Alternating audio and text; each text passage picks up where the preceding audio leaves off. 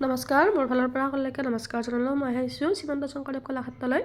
মই সৰুতে এবাৰ আহিছিলোঁ, ক্লাছ 5 মানত থাকোঁতে। তাৰপিছত মই অহা হোৱা নাছিল। তাৰপিছত এতিয়া আহিছোঁ বাবুক লৈ। মোৰো চাব ইচ্ছা আছিল, যিহেতু শ্ৰীমন্ত শংকৰদেৱ কলাক্ষেত্ৰখন মই সৰুতে দেখা অলপ লিৰি মনত আছে, কিন্তু ভালদৰে মনত নাই। এতিয়া আজি সম্পূৰ্ণকৈ চাবলৈ আহিলোঁ।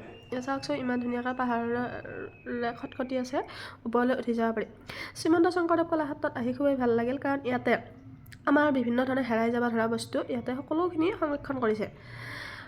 আমি হয়তো দেখাই নাই বহুতো বস্তু, সেইবিলাকো আমি ইয়াত দেখিবলৈ পাইছোঁ। আৰু পিছৰ প্ৰজন্ম আমাৰ ল'ৰা ছোৱালীয়ে যাতে দেখিবলৈ পায়, সেই সকলোবোৰ বস্তু ইয়াত সংৰক্ষণ কৰিছে।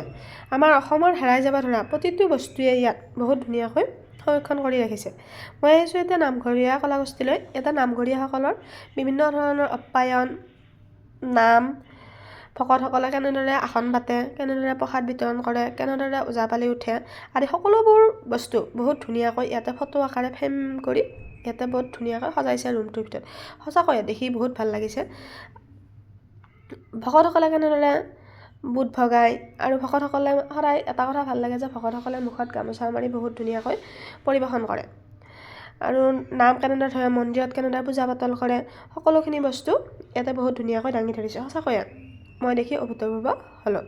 আৰু বিভিন্ন ধৰণৰ নৃত্য প্ৰদৰ্শন ইয়াতে দেখাইছে, ভাল লাগিছে দেখি। ওজাপালি আমাৰ দৰঙীয়া কলাগোষ্ঠীত যিহেতু ওজাপালি আছে। মই এইবাৰ আহিছোঁ সচিত্ৰ সাঁচিপতীয়া পুথি পিঠিকালৈ। সচিত্ৰ সাঁচিপতীয়া পুথি পিঠিকাটো বহুত ধুনীয়াকৈ ৰুম এটাৰ ভিতৰতে গ্লাছত ধুনীয়াকৈ সকলোখিনি বস্তু সজাইছে।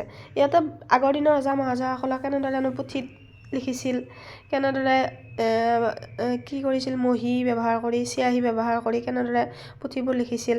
তেওঁলোকে গছৰ বাকলিত লিখিছিল, পাতত লিখিছিল, বিভিন্ন ধৰণে লিখি তেওঁলোকে সংৰক্ষণ কৰিছিল। আৰু তেওঁলোকে এই সকলোবোৰ বস্তু বাঁহৰ চুঙা এটাৰ ভিতৰত ভৰাই থৈছিল, কাৰণ বেয়া হৈ নাযাবলৈ। আৰু সেই সকলোবোৰ বস্তু এতিয়া শ্ৰীমন্ত শংকৰদেৱ কলাক্ষেত্ৰত সংৰক্ষণ কৰিছে। ইয়াতে বহুত ধুনীয়াকৈ তেওঁলোকৰ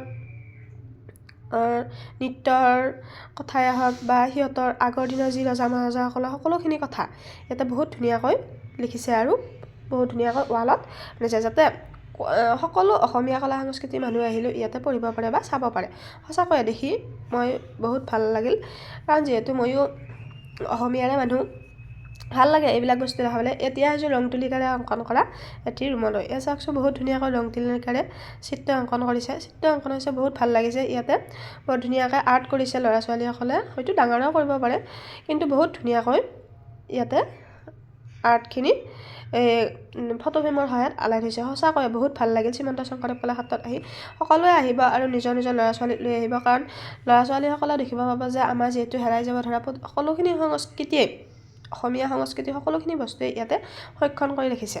আমাৰ ধুনু আহিছে, ধুনু যিহেতু এতিয়া সৰু আছে বাৰু, সি আহি ভাল পাইছে, সি খেলি আছে এতিয়া। তাকো ডাঙৰ হ'লে লৈ আহিব লাগিব, কাৰণ সিও তেতিয়াহ'লে এই সকলোখিনি বস্তু আমিয়ে যিহেতু লাষ্ট প্ৰজন্ম কিজানি এই বস্তুখিনি দেখা, তাৰপিছত হয়তো বহুতেই দেখিবলৈ নাপাব। সেইকাৰণে ইয়াতে সংৰক্ষণ কৰা সকলোখিনি বস্তুৱে বহুত ধুনীয়াকৈ সংৰক্ষণ কৰি ৰাখিছে। হয়তো বহুত ভাল লাগিছে আহি। ধুনু এতিয়া বহুত ধুনীয়াকৈ খেলি আছে, আৰু বহুত ধুনীয়া আৰ্টিষ্টসকলে বহুত ধুনীয়াকৈ ড্ৰয়িং কৰিছে। আৰু এতিয়া আহিছোঁ এই বিভিন্ন ধৰণৰ শ্ৰীমন্ত শংকৰদেৱ কলাক্ষেত্ৰত হোৱা অনুষ্ঠানত অনুষ্ঠিত হোৱা কিছুমান ছবি ক্লিক এই সকলো। আৰু এই ৰজা মহাৰজাসকলৰ বিচনা, এইখন বিচনা হয়তো আমি দেখা নাই, কিন্তু টিভি চিৰিয়েলতহে দেখিছিলোঁ এই বিচনাখন। কিন্তু সঁচাকৈ শ্ৰীমন্ত শংকৰদেৱ কলাক্ষেত্ৰত আহি এই বিচনাখনো আমি দেখিবলৈ পালোঁ। সঁচাকৈ বহুত ভাল লাগিল। সকলোৱে আহিব, আহিলে ভাল লাগিব। আৰু বাহিৰৰ পৰিৱেশটো বহুত ধুনীয়া, ফুলেৰে সজাই